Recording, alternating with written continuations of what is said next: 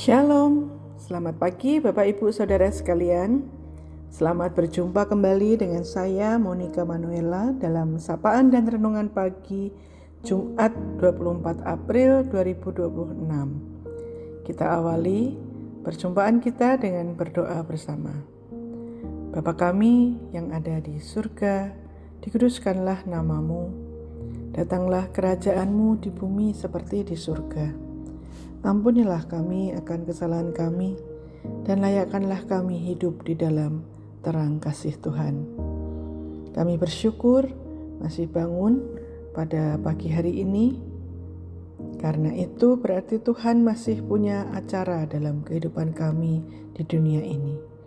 Saat ini kami mau merenungkan firman-Mu, penuhilah kami dengan Roh Kudus agar kami dapat mengerti. Di dalam nama Tuhan Yesus kami memohon.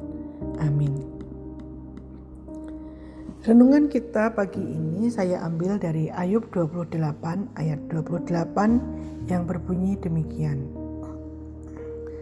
Tetapi kepada manusia ia Tuhan berfirman, sesungguhnya takut akan Tuhan itulah hikmat, dan menjauhi kejahatan itulah akal budi.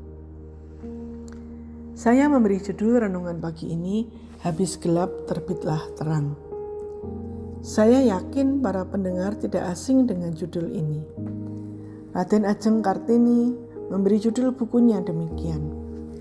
Tentu kita sangat bersyukur Tuhan memberi Indonesia seorang Raden Ajeng Kartini, sehingga terbuka pendidikan untuk kaum perempuan Indonesia. Perjuangannya sangat mulia dan penting karena peran perempuan cukup sentral. Perempuan sebagai istri berperan sebagai penolong suami.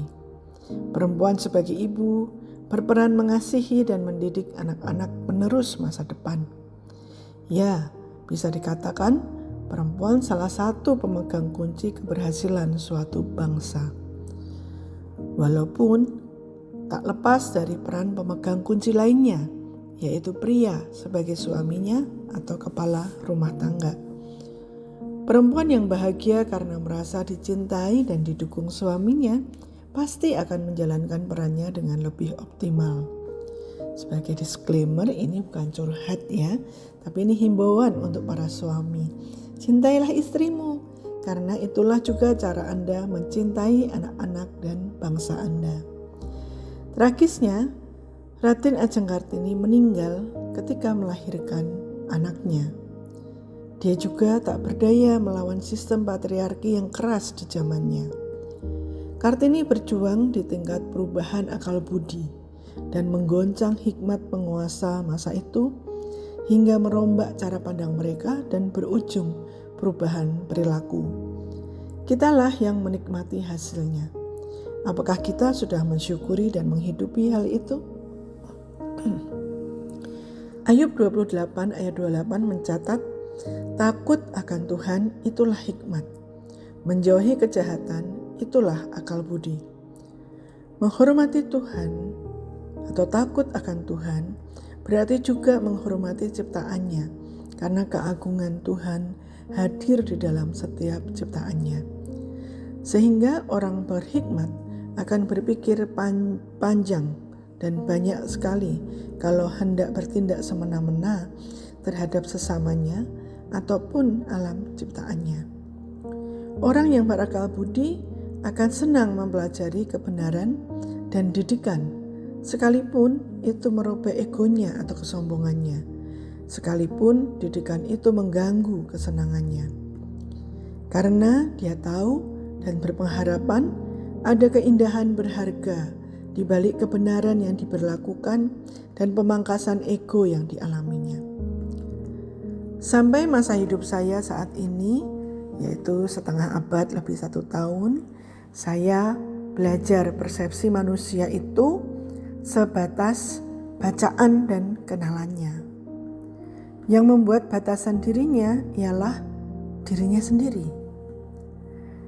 Data terbaru menunjukkan bahwa pendapatan anak yang berasal dari keluarga miskin setelah dewasa rata-rata 87% lebih rendah dibandingkan mereka yang tidak tumbuh di keluarga miskin. Ini menunjukkan adanya perangkap kemiskinan yang kuat. Kemiskinan adalah kondisi ketidakmampuan memenuhi kebutuhan dasar, yaitu pangan, sandang, tempat tinggal, pendidikan, yang sering dianggap sebagai kegelapan karena hal itu membatasi akses, kesempatan, dan produktivitas manusia. Tuhan Yesus sudah mengangkat kita dari kubangan dosa yang gelap dan menghadiahi kita terang kebebasan untuk meminta apa saja kepada Bapa. Tapi kita seringkali ragu dan lebih senang hidup dalam perangkap keterbatasan karena sudah terlanjur dinabubukkan tipuan iblis bahwa kita tidak layak terima berkat besar. Yuk Bapak Ibu Saudara sekalian, kita bangun, berani hidup menghormati Tuhan yang ada di dalam setiap diri kita, sesama kita, dan alam ciptaannya. Berani memangkas ego dan melakukan perubahan radikal dalam diri. Senang belajar dan menerima kebenaran sehingga kita tahu perilaku jahat apa yang harus kita jauhi. Nah, contohnya perilaku jahat terhadap diri sendiri, yaitu kemalasan, penundaan, tinggal dalam perangkap perasaan tidak layak, menjauhi persekutuan. Sebaliknya dari itu, perbanyaklah membaca buku, sekolah lagi, bila perlu, dan bergaul dengan orang yang Anda anggap lebih baik dari Anda untuk meningkatkan kapasitas. Rajin bekerja dan investasikan waktu dan uang Anda pada kesehatan dan meningkatkan keahlian.